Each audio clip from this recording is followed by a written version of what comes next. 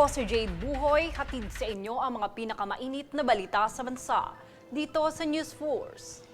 Sa ulo ng mga balita, paglaganap ng AI-generated na sensitibong litrato ng mga bata, ikinabahala ng UNICEF. Mobile-friendly verification portal, inilunsad ng FDA. 12% VAT, tinulig sa bunsod ng paglobo ng inflation.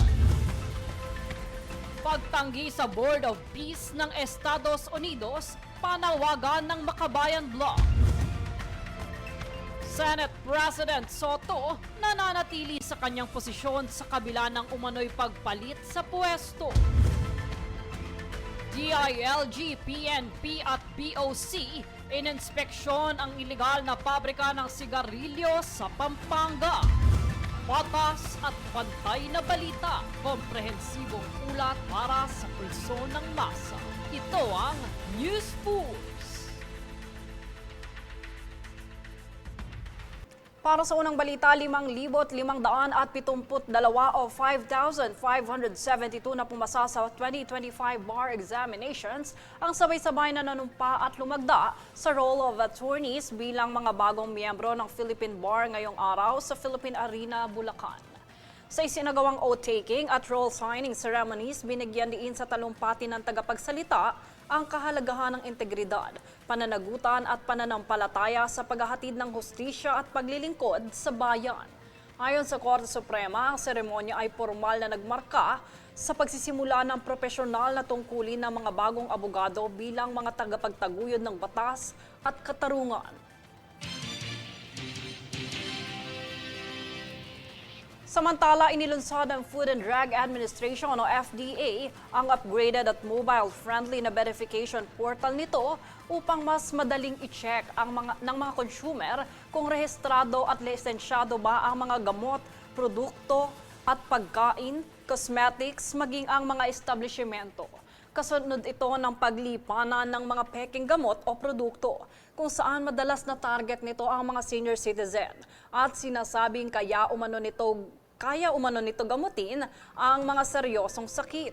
Ayon sa FDA, mas madali nang gamitin ang portal dahil bukod sa may voice search function na, may consolidated search function rin ito kung saan pwede lamang i-type ang keyword upang makita kung rehistrado ang produkto o establishmento. Samantala, nakikipag-ugnayan na ang ahensya sa mga e-commerce o online platforms gaya ng Shopee, Lazada, TikTok at Meta upang masugpo ang pagbebenta ng pekeng produkto maging ang mga gumagamit ng FDA-approved kahit hindi sila rehistrado.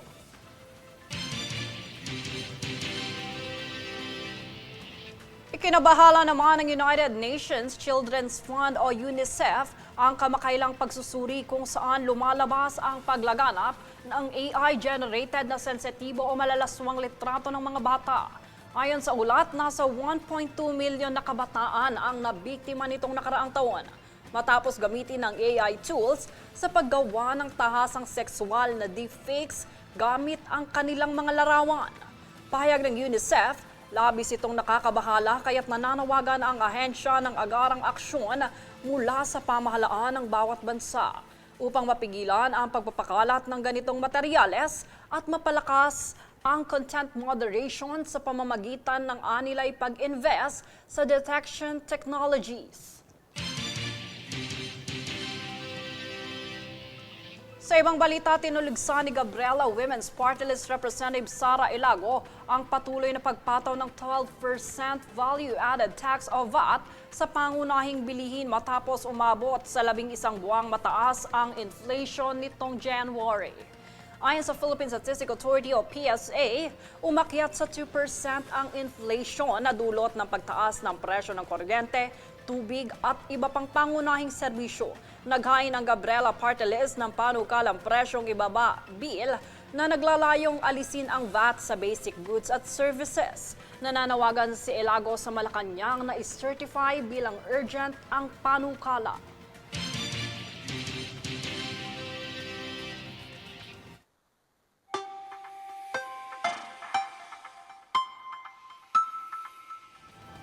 Para sa ating ulat panahon, bagaman humina na bilang tropical depression ang bagyong Basyang, matapos ang pagtama nito sa Surigao del Norte, inaasahan naman ang muling paglandfall ng bagyo sa Bohol. Biyernes ng umaga nang mataan ang sentro ng bagyo sa baybaying dagat ng Anda, Bohol, na kumikilos west-northwest sa bilis na 10 kilometro kada oras. Nakataas naman ang tropical cyclone wind signal number 1 sa mga lugar na makikita sa inyong screen.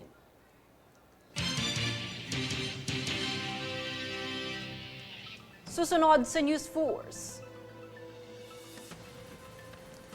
Senate President Soto nananatili sa kanyang posisyon sa kabila ng umano'y pagpalit sa pwesto. Pagpapalawak ng runway ng mga paliparan sa 2,100 meter, pinag-uutos ng DOTR. High-grade marijuana sa halagang 7 million pesos mula France, timbog sa Clark. Manatiling nakatutok para sa higit pang mga balita sa pagbabalik ng News Force.